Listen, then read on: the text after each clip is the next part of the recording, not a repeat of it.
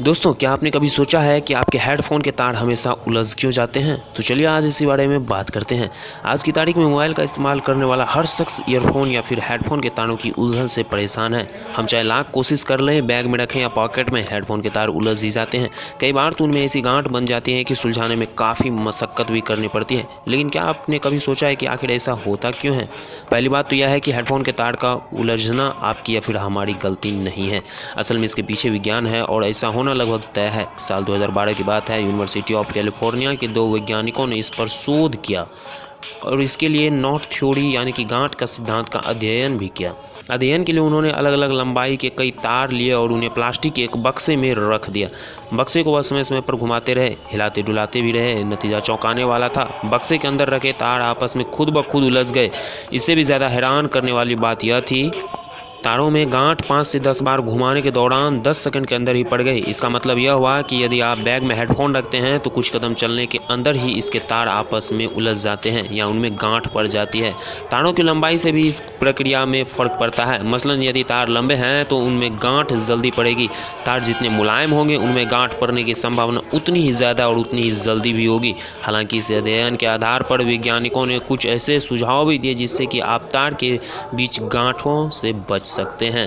तो चलिए पहले सुझाव की बात करते हैं। पहला सुझाव उन्होंने यह दिया कि हेडफोन को सही तरीके से मोड़कर छोटे से छोटे बक्से या पाउच में रखें और इतना छोटा कि तार को हिलने या डुलने के लिए जगह भी नहीं मिले, यानी जब वह हिलेंगे ही नहीं तो तब वह उलझ भी नहीं पाएंगे।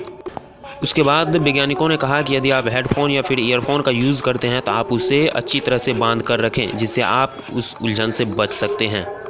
चलिए दोस्तों, अब जानते हैं हेडफोन्स से जुड़े कुछ अनोखे तथ्य। क्या आपको पता है कि हेडफोन्स पहले सिर्फ एक ही कान में आते थे, यानी आप हेडफोन्स को एक ही कान में पहन सकते थे और यह हेडफोन की मशीन होती थी जो कंधे पर रखा जाता था और इसका वजन 3 से 9 किलो तक होता था। इन हेडफोन्स का इस्तेमाल टेलीफोन ऑपरेटर ज़्यादा करते थे। आपको जानकर हैरानी होगी कि हेडफोन का आविष्कार पोर्टेबिलिटी के लिए नहीं बना था, यानी कि इसे ढोया नहीं जा सकता था। इस मद्देनज़र में रखते हुए हेडफोन को आविष्कार नहीं किया गया था। आज अगर आप देखेंगे तो हेडफोन्स तो आपके जेब में भी आ जाते हैं। पहले हेडफोन म्यूजिक सिस्टम से सीधा आपके कानों में आवाज़ आए इसीलिए बने थे, यानी अगर आप कोई गाना अकेले में सुनना चाहते हैं तो आपको म्यूजिक सिस्टम से सीधा आपके कानों में सुनने के लिए पहला हेडफोन बनाया गया था।